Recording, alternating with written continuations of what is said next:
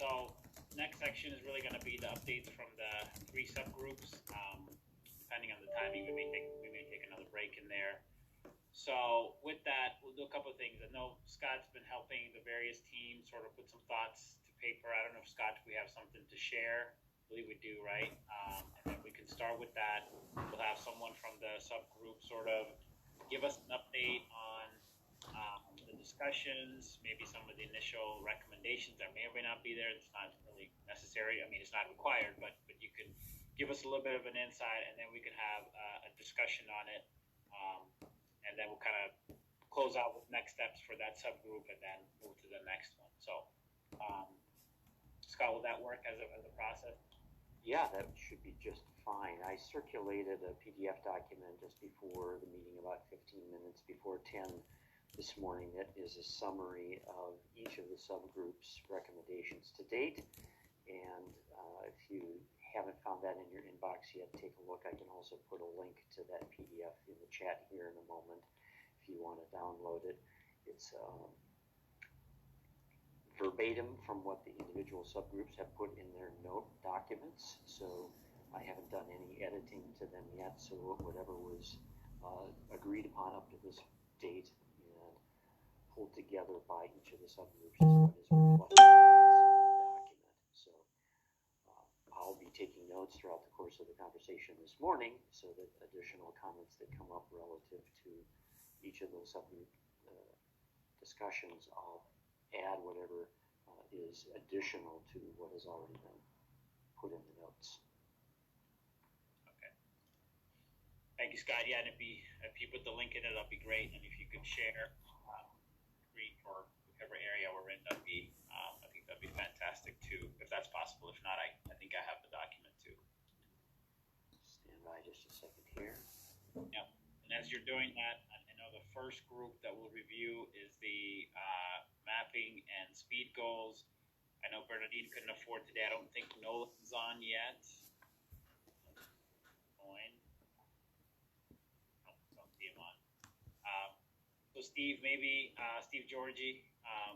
Unfortunately, I apologize. It kind of falls on you, but obviously you're here with us, and maybe you can give us some insight into some of the discussions you've had, and maybe some of the thoughts behind some of the initial recommendations. That would be awesome. As soon as the document's up on the screen. Not on yet. Stand by just a second here. No worries.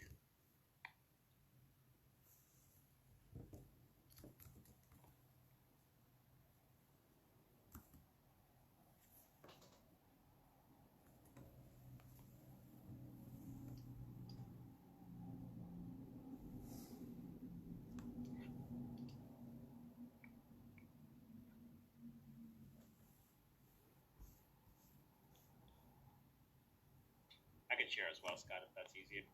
Yeah, if you've got the document there, it's just taking me a while to get the thing into a window. No worries. Okay, I can do it.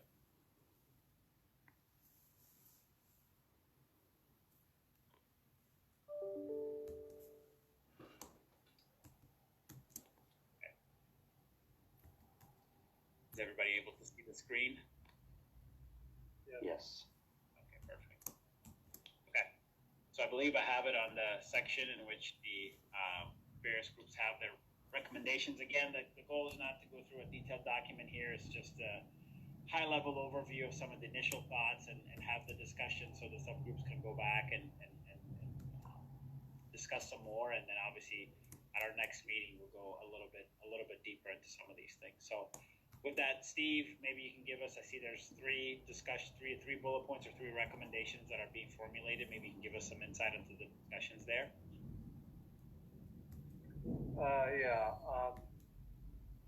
And I don't believe we met in October because Bernadine was busy with the annual conference and stuff. I know there didn't was a group.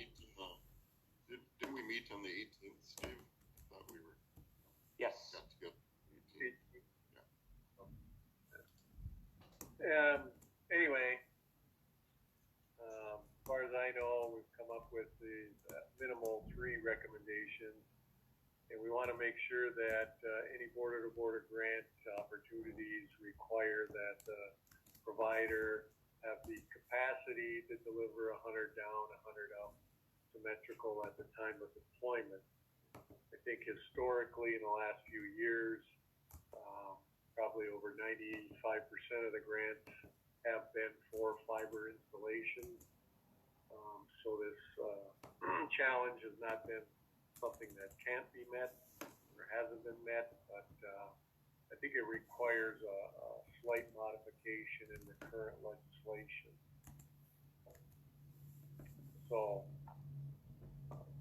we just, the importance of that upload speed for productivity is becoming more and more evident, and it's something that we feel we need to emphasize in our recommendation.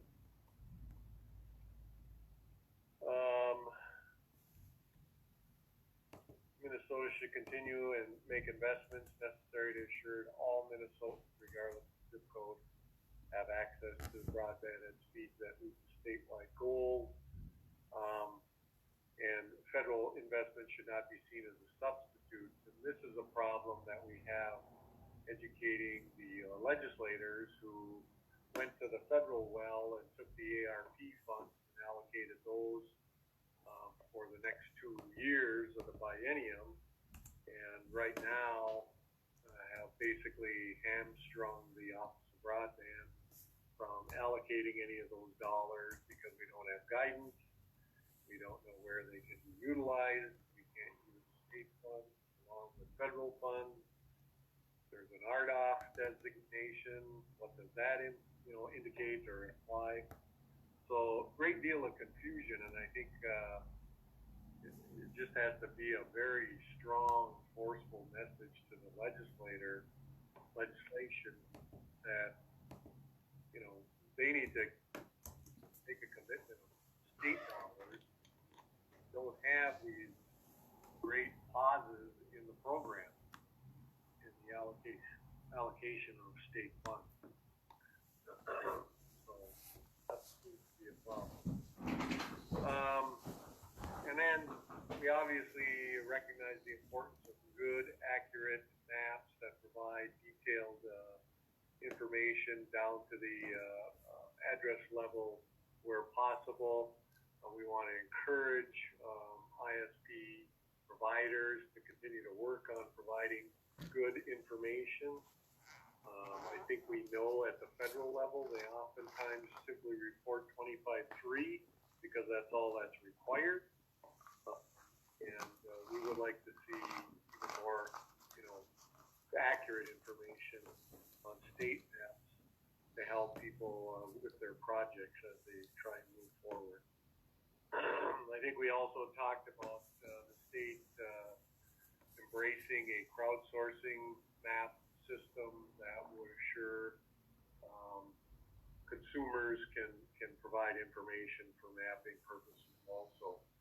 I don't know if we have consensus on that yet. It's not on the list. But I think there's over almost 15 states now in the country that are using crowdsourcing on a wide spectrum to help move projects along and identify problem areas. So, and at this point in time, I'm not sure that we have another meeting date scheduled, but I do think that's Wednesday this week. I hope somebody sends me a notice. Maybe it's next week. It's the 10th. It looks like your address is on that invite. Okay. Thank you, Steve, for going through that. Any comments from the rest of the task force on the things this subgroup should be thinking about?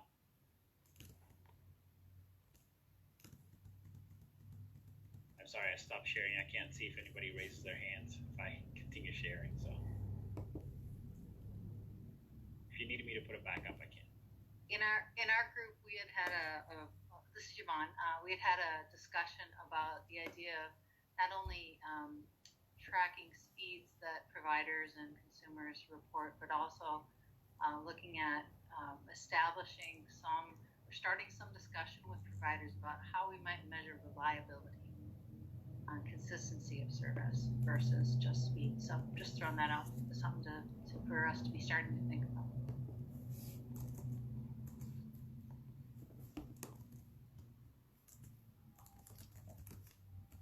Mark Johnson? Yeah, I'm just looking ahead and saying we're going to have to reconcile, the 100 by 100 at time of deployment with some of the things that the Unserved group has brought forward. And I know we've had that discussion a little bit too about, what do we do with the truly unserved areas that are so geographically difficult to get to. So I just throw that out there as a group. We know we're going to have to reconcile that. So keep that in mind as we move forward. All words? Oh, you're on mute, Paul. I'm going to echo Mark's comments. The speed goal language kind of strikes me as a little. I mean, if we want to change the speed goals from 25.3 to 100 by 20, let's just say it. Let's just put it out there. This strikes me as trying to do a little bit of an end around with some wordplay here that, the feds are requiring 25 by 3 for unserved, and I think the other projects are 100 by 20 from what we're hearing. But if we want to have the debate on whether we should change the speed goals, I personally don't think we should change the speed goals. That's my opinion. But let's just put it out there instead of this, language about it, the time of delivery or something like that. Because I think it's still going to fall back to, to Steve Georgie's comments from several months ago. That's not going to get anyone in northern Minnesota any closer to broadband if that requirement is put into the code. Just a comment there.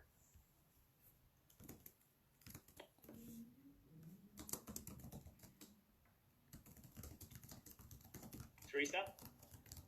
Yeah, I agree. If we say it's 100 by 100 or nothing, then people are going to be left behind. They're going to they won't have the applications. If you want to, there's some out there with 100 by 20, you're going to say, well, no, that's not good enough.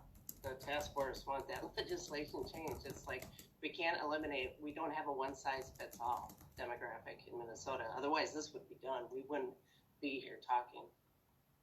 Thanks. Thanks, Teresa. Again, all comments for the subgroup to take in, and obviously we'll have more discussion on this as we start to reconcile the documents and bring it together. Other questions or comments? I have one comment for the subgroup. That's for the third one where we talk about strive to achieve ISP cooperation, producing address level broadband maps. I think that's a good one. However, I think we do need to tie it back into what the FCC is doing with their new way of, not quite there yet, but I think some reference to talk about how they're going about collecting speed information. They used to do it at that census block with the 25.3, but they are changing methods going forward as they work with the different broadband providers to be able to get geospatial maps and propagation maps and things like that to be able to more accurately describe what's going on with speeds. Again, it's federal side. It's not going to be as fast as we hope it would be, although they talk about they're moving at lightning speed compared to past efforts. But I do think it's important to reference the work that they're doing and how what we recommended may tie in with not necessarily what they're doing, but what they're trying to achieve, which I think is aligned with what we may want. So that may be something to think about to add in there and add some links or references to what's going on in that space.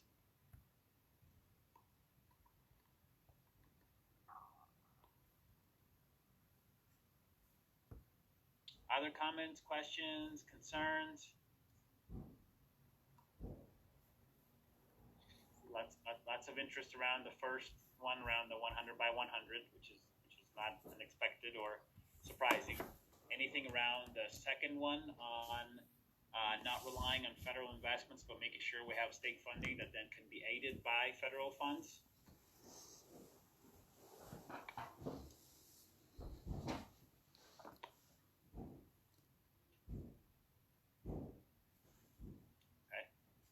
Johnson gives a thumbs up. That's good.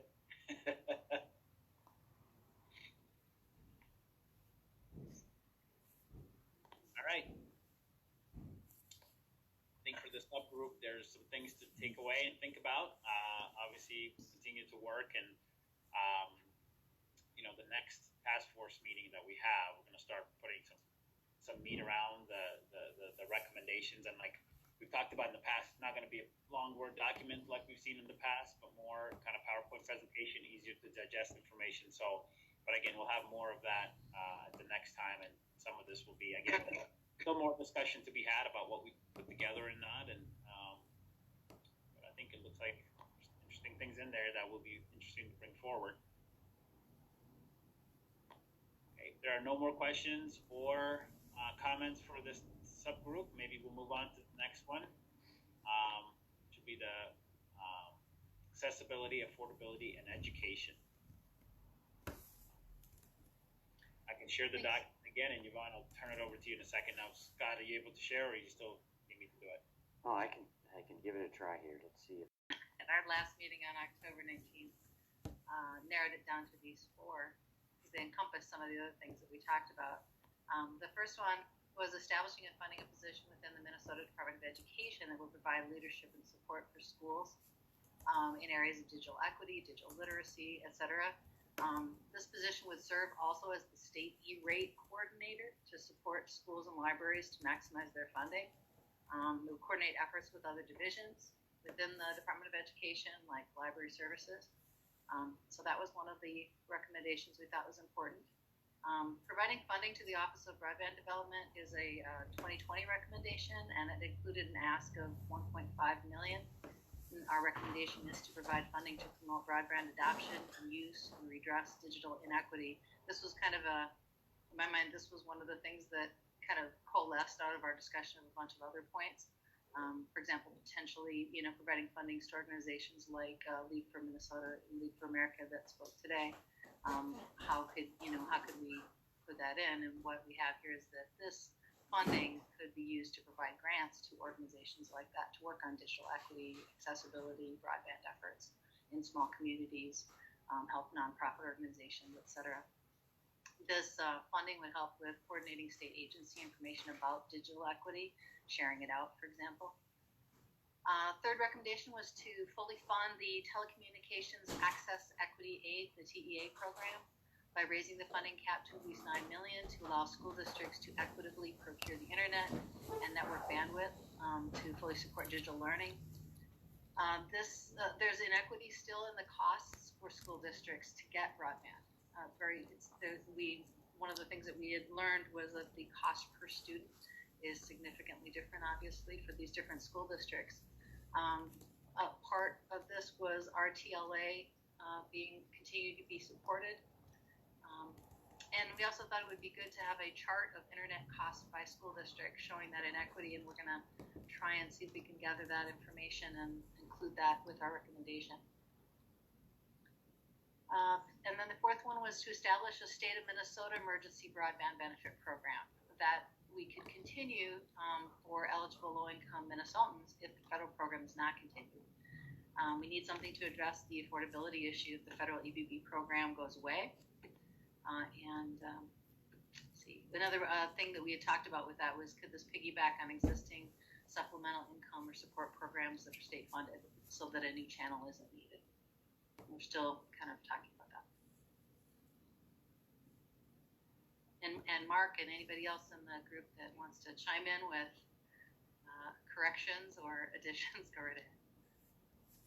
Hi, Yvonne. This is Mark. I'll just say what you mentioned, our RTLA, which is the library's version of telecommunications aid. So that helps libraries procure internet access. And that program is fully funded, whereas the school side of it is not. It's prorated. Just a little clarification. Oh yeah, I misread that. The DEA is funded at 40%, I think was in our note, whereas the RTLA was fully funded. Thanks, Mark.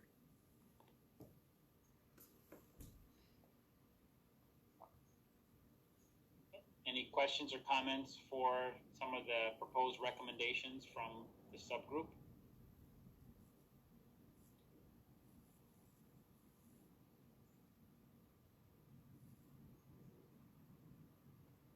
Not seeing any hands. Oh, Steve Georgie. Yeah, I guess I'm curious. There, two considerations here for additional funding related to broadband, if not more, with fully funding the E-rate. And the challenges that we've seen in the legislature securing funding for the border-to-border program. So, were there any thoughts that this recommendation goes straight to the Department of Ed so they can budget for it, or was this part and parcel of total funding allocated by the legislature?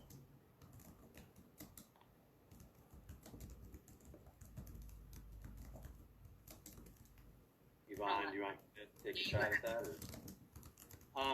So, Steve and others, in terms of that, the position within the Department of Education, I mean, if this is a push, right? This is a push to get them to recognize that this is important in the larger scheme of all the things broadband that we talk about, not just getting fiber in the ground, but then utilization of it and affordability for families and making use of other funding mechanisms that I think we're not fully making use of because we don't have people who are focused on those particular things.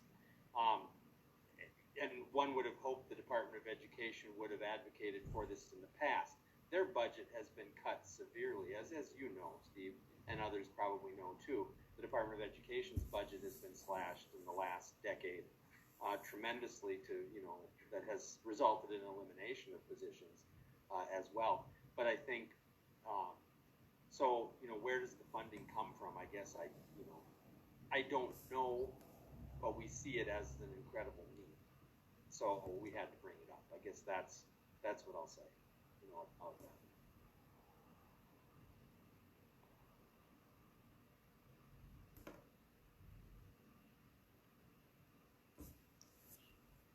Other questions or comments?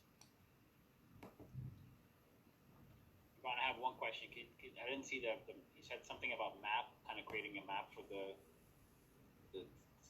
schools. Can you elaborate on that a little bit? Oh, we talked a little bit about the inequity in the expense that it is for the schools to put in broadband. And Mark has some information about that. We were going to see if we could put that together into some sort of a map to show, or some sort of a diagram, to show the difference in cost. And go ahead, I see you have your hand up too. Yeah, go ahead, Mark. Yeah, thanks. I was just going to add, that is data that we actually have. It's just putting it into a digestible format. But what it shows is the cost per student to procure, the broadband that the schools need to operate, and the disparity that exists. Oftentimes, the smaller rural schools, the cost per pupil is much higher than other areas. And what one has to remember is that, by and large, schools get a fairly equal amount of aid per student from state government. So if they're consuming more of it to get broadband, then what are they not doing that other places can do? So, but we do have that data, and it's just a matter of putting it into a digestible form. Okay, no, that's perfect. I think that'll be really good. Steve George, did you have an? Oh, your hand went down. I think the Teams is just putting hands up and down sometimes based on previous. Unless you had a comment, Steve. Oh. Okay. That also reminds me, actually, for the previous one that we had around the 100 by 100. I know, Dave Wolf, we're going to have potentially a presentation at our next broadband meeting, but irrespective of where we land with the recommendation on the speed, I think it'd be interesting, even for whoever's going to be reading the output of our document, to understand what does it take to get to 100 by 100, right? Like, what's the capability required? There's some educational pieces just to understand, kind of from a putting the infrastructure up. What does that take? What are the sacrifices? What are the things we give up? And all those type of things. I think not only the task force would benefit knowing more about that, but I think whoever's going to be reading our document could also learn more from that as well. So, irrespective, again, where we land, I think that still might be a good thing to include in our output of work.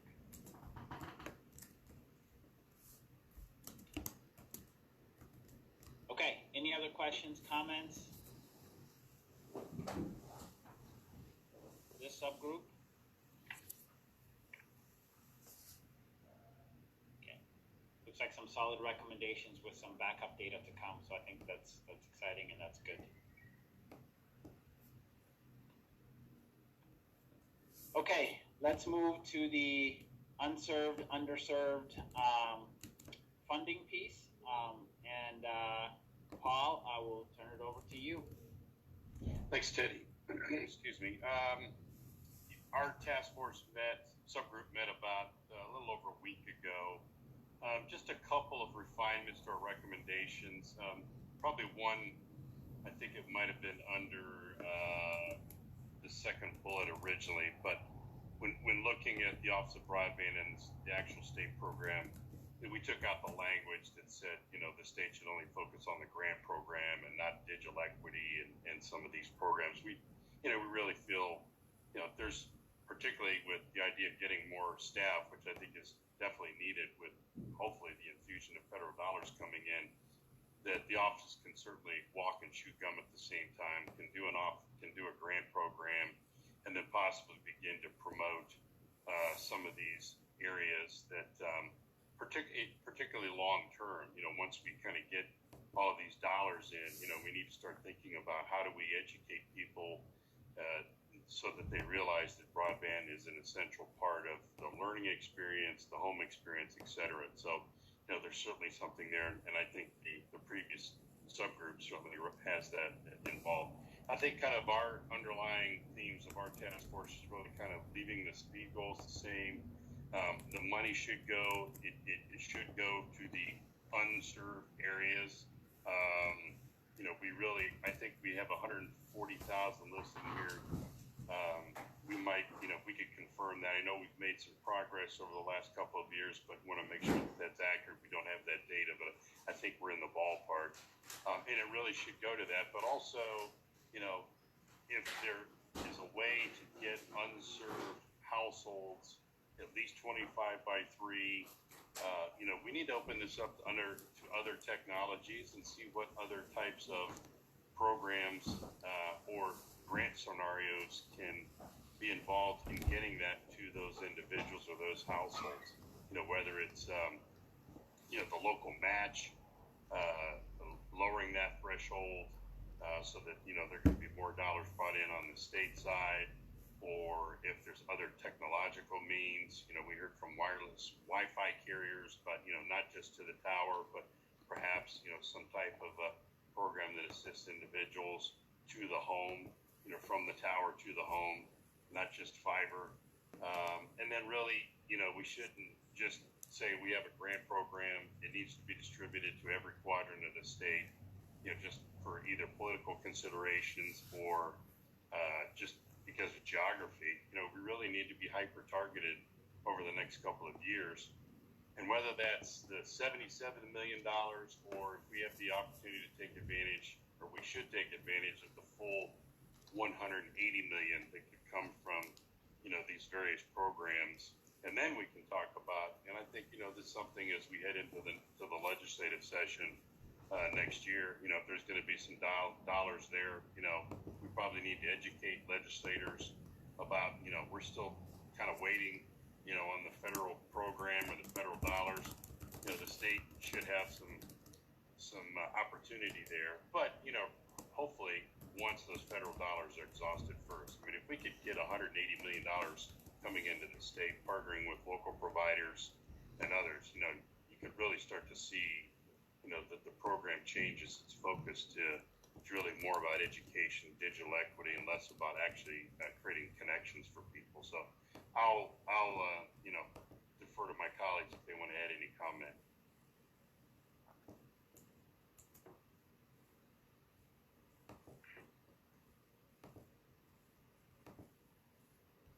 Okay. Brian. Yeah, Brian. Go ahead. Yeah, thanks, Paul. I think you did a good job. And again, I think we came back to what Paul alluded to is our main purpose is to get broadband to the locations that don't. And let's go after that $180 million and get this thing funded the way that it should be.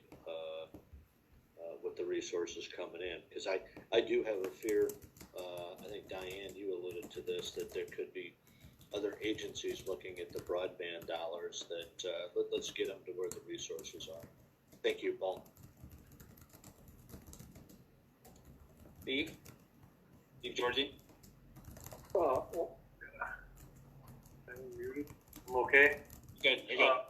Yep. So there's a couple of good points or recommendations here. All grant funds should be directed at the unserved areas. Obviously, that type of a recommendation would require legislative change in the current border program. And then the second one, geographic consideration should be considered. I've been advocating for that since I've been on here. And we heard earlier today that that was a recommendation that came out of the findings from the American Connections Corps, that geographical consideration should be factored into grants.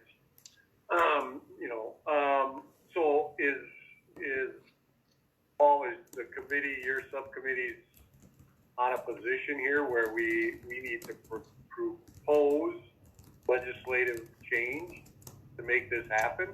Because we can recommend it, but the Office of Broadband can't do anything unless the legislation is changed. So just curious, how are we willing to go that far? I don't think we should go that far, but I think it should be, we're trying to prioritize it to that. Maybe we shouldn't say the word all, but I think that we want to prioritize to the ones that are without. Yeah, to the extent that the office, that their hands are tied statutorily, I think it should be, whether we do a legislative change or, I think we just need to be honest with legislators. I think a legislator is going to, coming in next January, they're going to be looking at, wait a minute, there's at least $70-some million on the table with a potential of 180 million. And I can tell you, a lot of them are going to say, don't ever come back to me about broadband funding again. You've got, 80 million or 100 million that's already been appropriated, and, potentially for another $180 million. And why, if at the end of this cycle of this federal funding, we still have unserved out there, I think there's going to be some criticism of the program. And, not everybody's going to need 100 by 20. Not every, some people are, if you're at the end of the line and you're just looking to do some Netflix or something like that, watch a couple movies, do some, 25 by 3, and however we can deliver that to you should be the goal.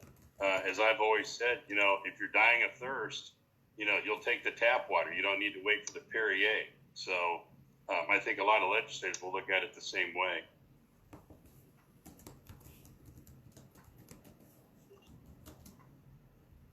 Brian, did you have a comment, or is it?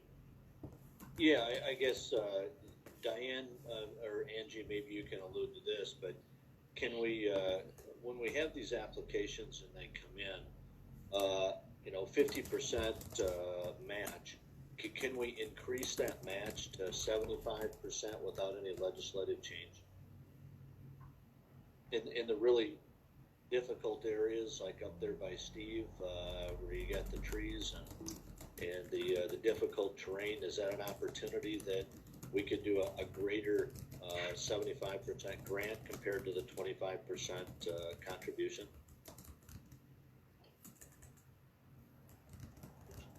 Teddy, this is Angie. I can address that. Yes, we would need that change. I think an important thing for everyone to consider too is the source of our funding.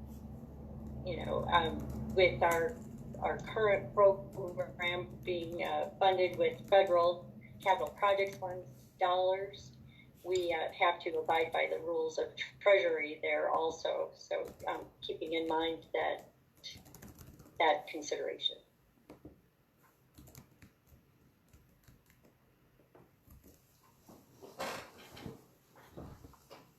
Mark Johnson? Yeah, thanks, Teddy. One thing we want to remember is that statutorily, the 2026 state speed goal is 100 by 20. So, if we're going to serve areas at 25.3, and I know, let me say, you've heard me say it before, I completely agree that we want to direct the funds at unserved areas. I don't know if that takes, statutory change just by that in terms of prioritizing those areas or not. And someone, Angie or Diane can comment on that, I'm sure. But I feel like if we say that we're going to target those areas with technology that does not meet at least the 2026, and I'm not saying synchronous, the synchronous piece is the capable of, or scalable to.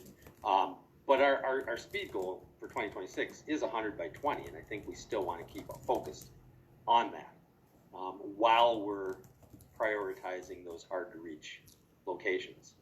I'll just leave it at that.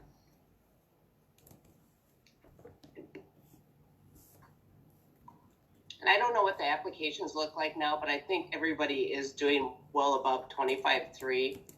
A lot of them are doing synchronous. I know we're doing 1 gig. We have 10 gig on the horizon. So I think a lot of the 25.3 talk too is just how we look at the maps and focus on those areas. But when we are bringing the providers, the ISPs, whoever they are bringing the service in, it has been very well higher level service. So I just don't know what the future looks like when we get out there. I know, like I said before, at our company, MediaCom, we are doing fixed wireless now, and that's at 100 by 10, I think.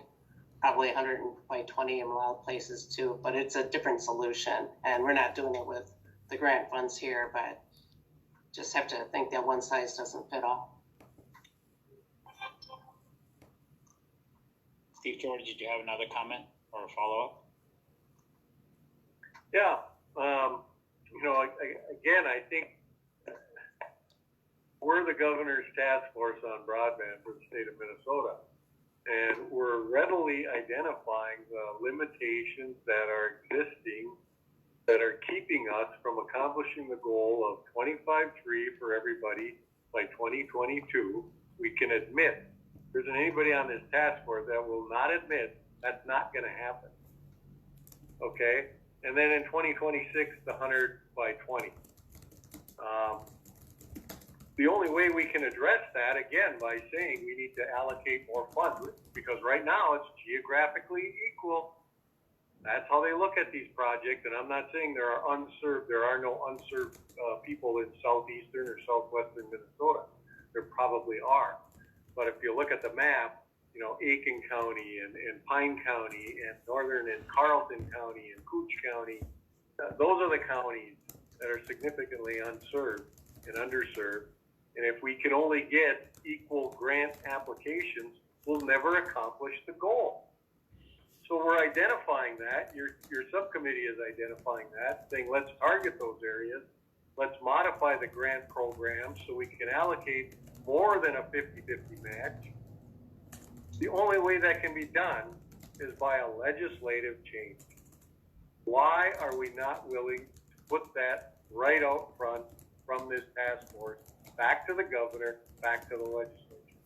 Because yesterday I read at Garofalo suggesting that Starlink is the answer for rural Minnesota. So we don't need to invest heavy dollars. But apparently he doesn't read the details that Starlink themselves admits Roseau County, some of those upper northeastern, western Minnesota counties are the ones that they believe they can serve with quality service. And apparently they didn't read about the people that have applied for Starlink services 10 months ago and are still waiting for a contact.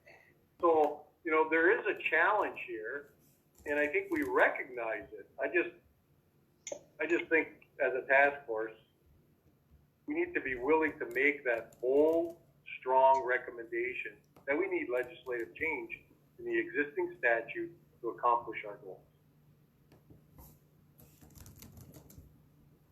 Steve Fensky? Hey everybody, I'm going to propose something here. We have the first bullet point.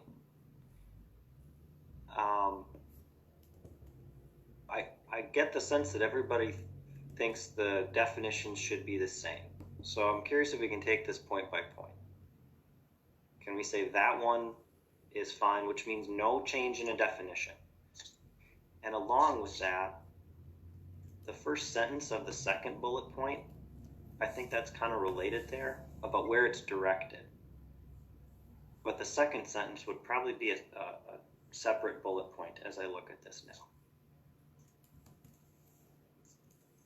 I'd like to separate the where's the money going, which is the unserved, underserved, because we kind of are bleeding these two together, and they're separate. And I think we can get rid of one because it sounds like folks agree the money should be directed at unserved. After that, we can look at should there be any change in what's the delivery when it's turned on? Does it have to meet 100 synchronous requirement? And some of these other issues like, well, if they're not delivering 100, should there be less investment? Is that worth less from the state's perspective?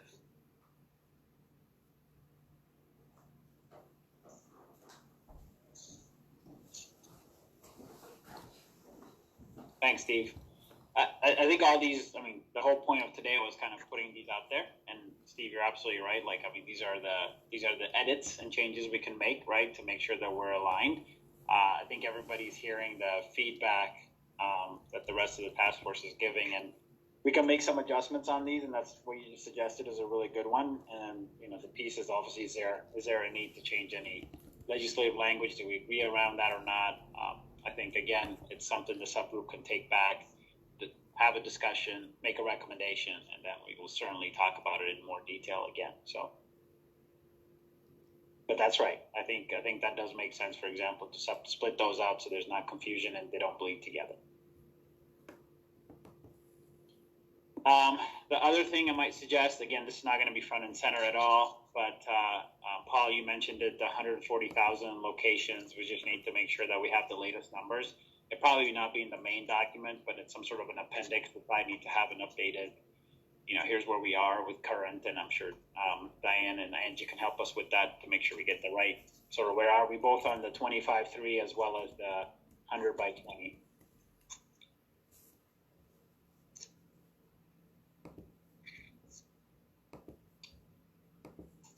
Others, comments, questions, concerns? Teddy, I would just circle back to kind of underscore Steve's comment. This program is roughly 8 years old, and I was there at the inception.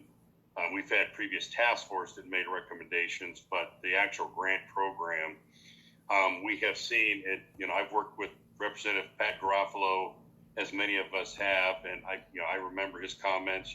There is no unserved area in the state of Minnesota as long as there's like satellite broadband. And you get a little granular on that, and that's not exactly totally accurate, particularly for the end user. And certainly, this isn't about satellite broadband. I mean, it is another feature. We've always been technology neutral, but we've also seen legislators propose in bills, their own, like, well, I think we had to go do a fixed wireless program, or I think we saw something even like almost like a rebate program for consumers.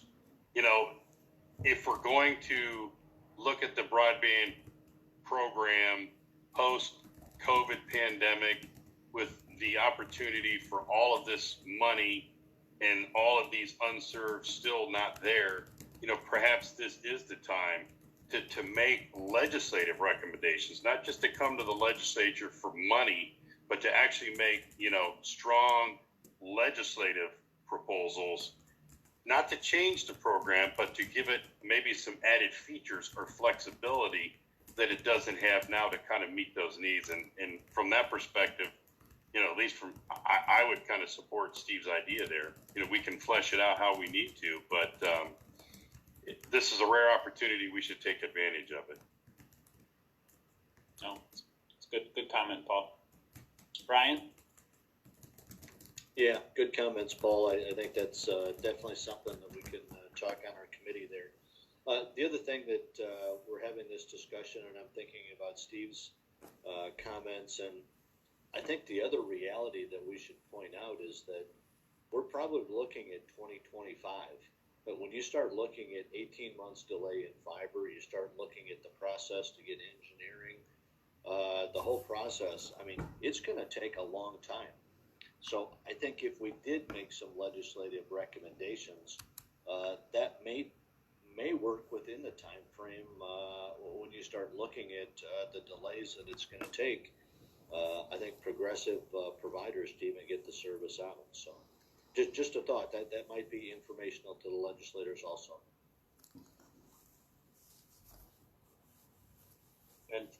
Good comment. Any other questions, comments for this subgroup?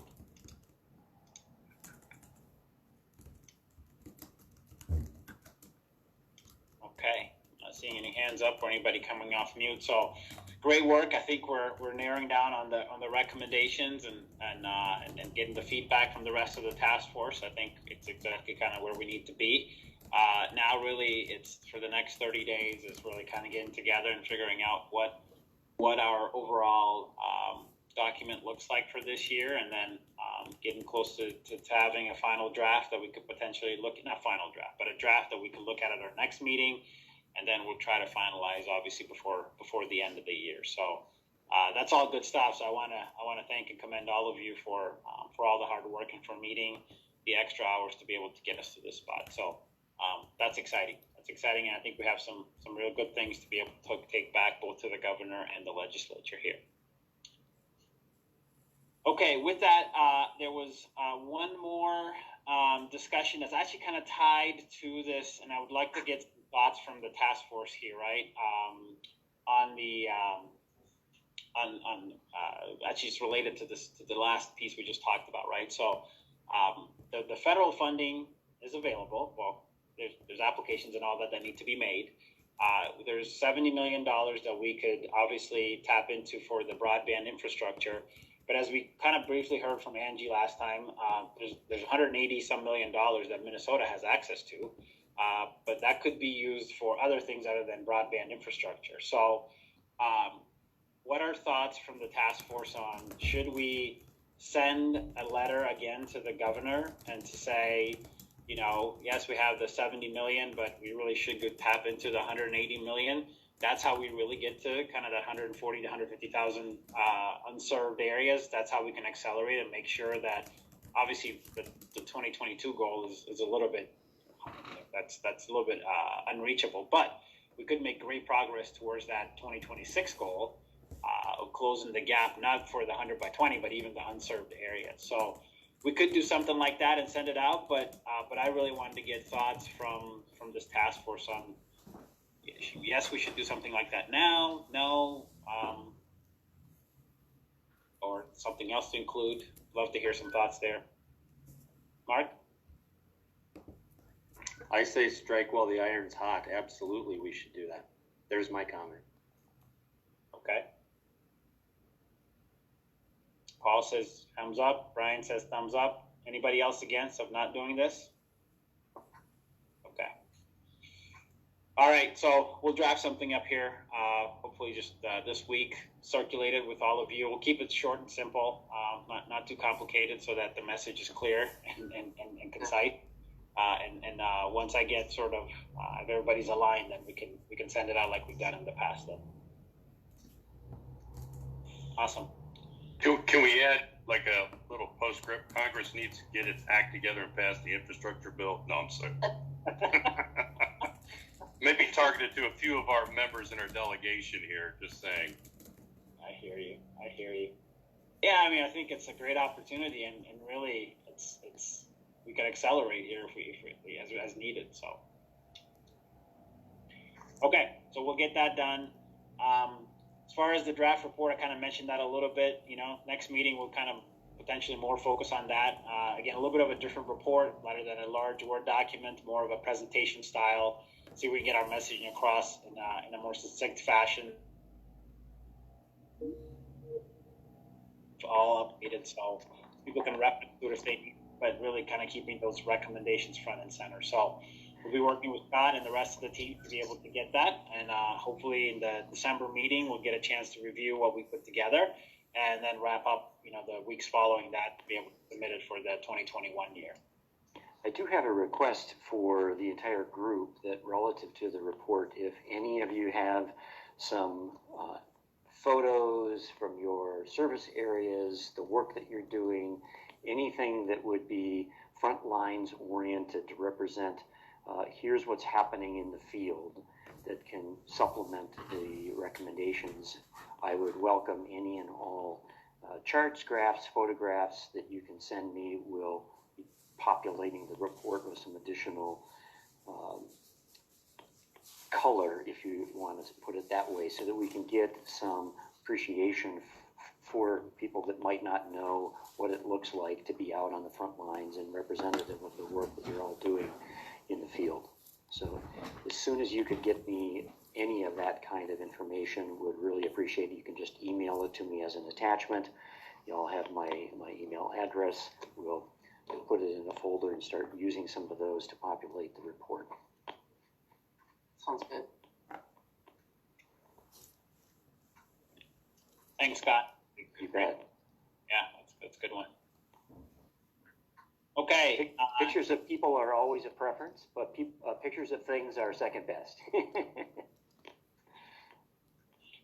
Always tells extra story there, which is good. Yeah. Okay.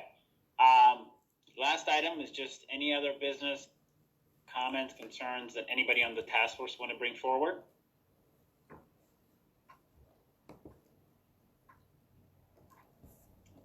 Not seeing any hands up or...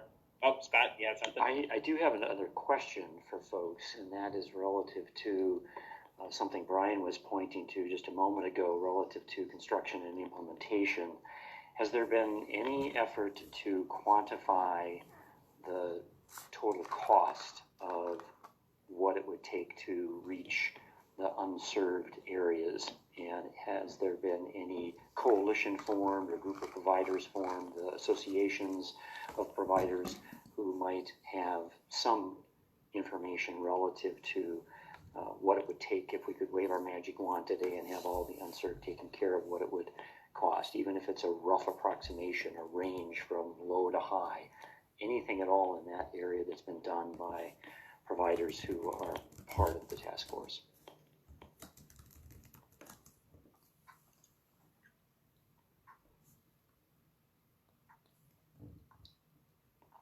We had done a calculation like that as part of our funding request last December, as I recall, and it was, to try and fill out the rest of the unserved. Am I incorrectly recalling that? That's what I thought was part of our budgetary reasoning. Yeah, how we came up with the dollars for the 120 million was sort of based off of that calculation. You're right. Yeah. But perhaps providers need to update that because costs have gone up or down in the past year. Yvonne. Yeah, I agree. And I don't think it's a one size all. I think we were using an average. Mm-hmm. And some of it's hard to reach areas where you're going to be doing directional boring, hiring contractors, and of course the increase. I think you're spot on that we do need to look at that. And I think Anna Bora from the Cable Association offered to work with you, Scott. So maybe you can collectively look at that together and reach out to other providers and see what they're coming up with as well. But it probably has changed. I seem to remember a number around 5,000 per household, but yeah, I'm getting old. I forget things. I think it was a different one, and yeah, Anna's saying 5,000 was the last calculation, and our adopted 3. So work with Anna too, and any other provider they probably, and Diane has something up there as well. So okay. Thank you.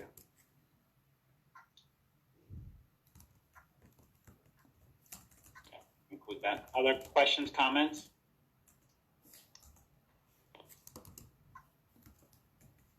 Okay. Any other questions or comments or topics that anyone else not on the task force want to bring forward at this time? Again, you can raise a hand or come off mute.